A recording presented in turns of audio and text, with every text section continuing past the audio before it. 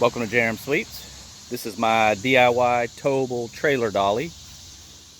I used an old four-wheeler rear end.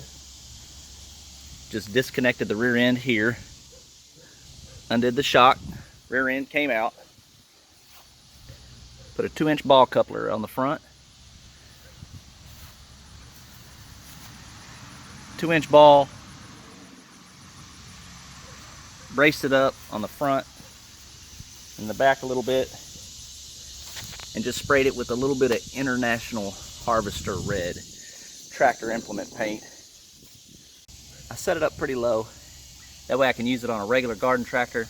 I'm actually going to use it on a zero turn, and when I do that it's going to angle up a little bit, but it's still going to be functional. And then I just reused the ATV tires. These are actually the front tires on the old ATV that I had. Alright, let's go try it out.